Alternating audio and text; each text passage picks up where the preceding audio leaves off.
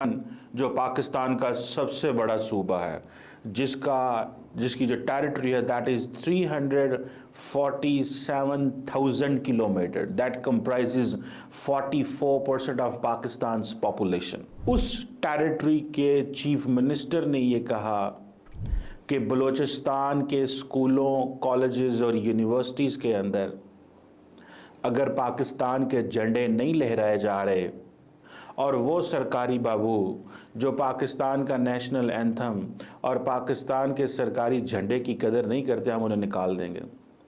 मैं देख रहा था कि अपोजिशन लीडर मौलाना फजलुर रहमान की पार्टी JUIF कह रही है कि बलूचिस्तान में अब ऐसे स्कूल हैं जहां पाकिस्तान के झंडे नहीं लहराए जा रहे।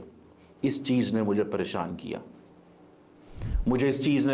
किया, मैं थोड़ा ही बड़ा तो मैंने एक और ख़बर देखी कि गवादर का एक इलाका है और मारा, वहां पे 5 पंजाबी वर्कर्स को बसों से नीचे उतार के कल रात कत्ल कर दिया गया।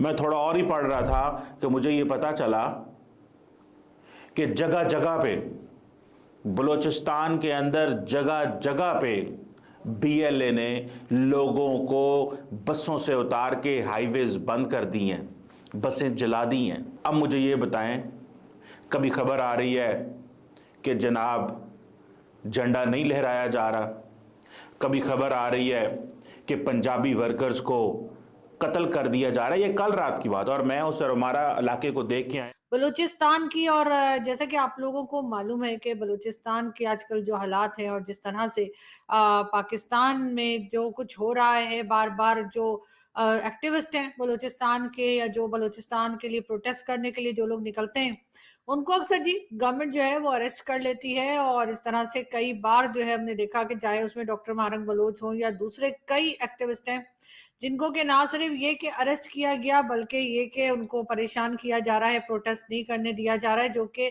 हर उस कंट्री का राइट होता है, हर उस कंट्री में रहने वाले सिटीजन्स के राइट होते हैं जहाँ पे डेमोक्रेटिक गवर्नमेंट का एक दावा किया जाता है। लेकिन बहरहाल यहाँ पर ऐसा नहीं हो रहा है। और अब हुआ ये कि जी UN की तरफ से, यानी कि जो ह्यूमन राइट्स वाले हैं और यूनाइटेड नेशन में, उन्होंने ये कहा है कि जी पाकिस्तान में जितने लोग भी बलोच एक्टिविस्ट और जर्नलिस्ट जो अरेस्ट किए गए हैं उनको फौरी तौर पे जेल से रिहा किया जाए।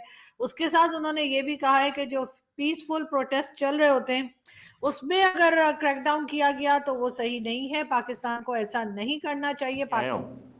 मैं उस और हमारा इलाके को, जो ग्वादर की ही एक तहसील है बेसिकली, मैं उसको देख के आया हूं। आप इमेजिन नहीं कर सकते कि कितनी खूबसूरती है वहां पे, आपका तसव्वुर भी नहीं हो सकता।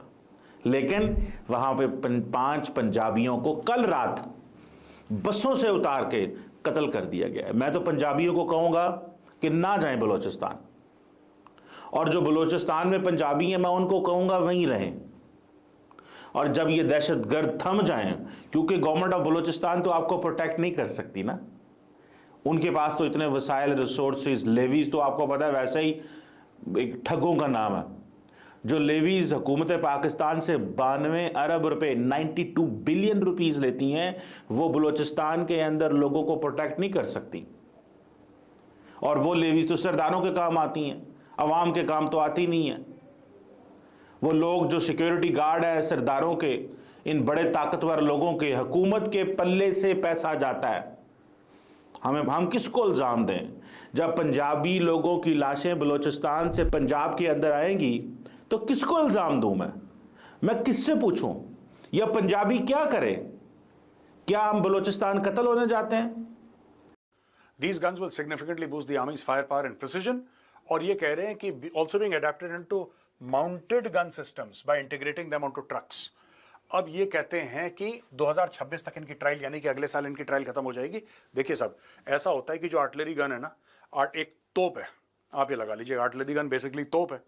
तो वो जब फायर करती है तो आजकल जो दुश्मन के कंप्यूटर्स हैं या हमारे भी कंप्यूटर्स हैं, वो ये पता लगा लेते हैं कि जो शेल गया है आर्टिलरी का वो कौन सा, वो ऐसा पैराबोला लेता है ना, आपने देखा होगा, ये पैराबोला लेता है, ऐसे ऐसे जाता है। Even when the bullet we fire, अगर हम कोई राइफल से भी गोली फायर करते हैं, it does not go straight. वो आपको दिखने में ऐसे, मतलब इन द सेंस कि you think it is going straight, actually it goes as a slight parabola. Similarly for an artillery system it goes like this. ठीक है जी, वो इस तरीके से जाती है, राइट? अब इसमें प्रॉब्लम यह है कि व्हेन इट गोज, उसका पूरा जो फ्लाइट पाथ है वो दुश्मन का कंप्यूटर जज कर रहा है। दुश्मन को पता है कि उसने क्या फ्लाइट लिए, यानी कि दुश्मन को यह पता है वो कहां से चला और उसको लगभग पता है कि यहां पे लैंड हुआ। He knows all this. Immediately within a few seconds उसको पता लग गया दुश्मन को कि आपने कहां से फायर करा है, आपका गोला कहां से ओरिजिनेट हुआ है दुश्मन को पता है, वो वहीं पे डालेगा गोला। This is called CB. इसको कहते हैं सीबी, यानी कि काउंटर बॉम्बार्डमेंट।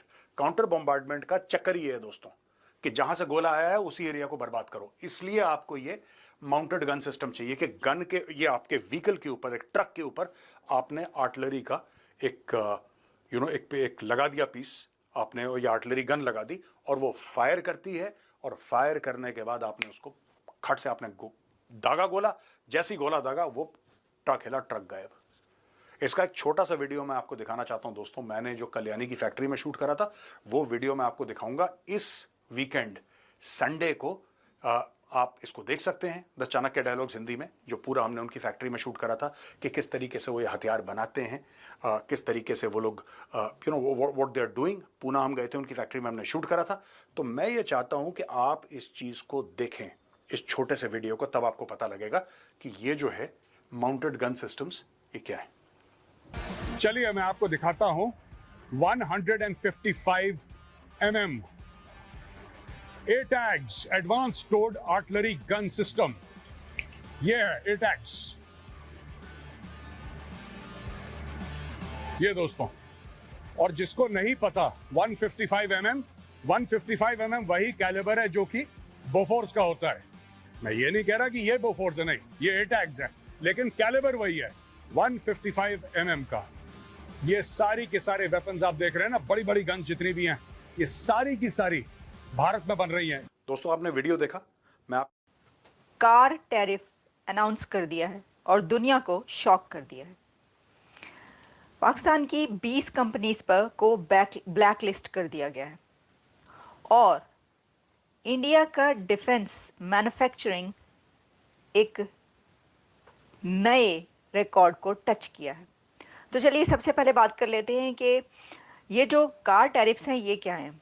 अच्छा, अब जैसा कि आप जानते हैं कि टैरिफ्स की तो काफ़ी दिन से बात हो रही है और वैसे तो प्रेसिडेंट ट्रंप अपने हर नए ऑर्डर के साथ और नए फरमान के साथ दुनिया को हैरान करते चले जा रहे हैं। अभी वो चैट का जो मामला था, चैट लीक हुई थी, अभी तो उसके ऊपर बात हो रही थी, लेकिन डोनाल्ड ट्रंप की तरफ से एक नया एग्जीक्यूटिव ऑर्डर जो जारी किया गया, उसमें कार एक्सपोर्ट करने पर उन्होंने टैरिफ लगा दिया है। वैसे तो कार पर टैरिफ अनाउंस किया है जो है 25%। अब जो कंट्रीज अमेरिका को गाड़ियां देते हैं, अपनी गाड़ियां एक्सपोर्ट करते हैं अमेरिका को, उनके लिए बड़ी मुश्किल पैदा हो गई है।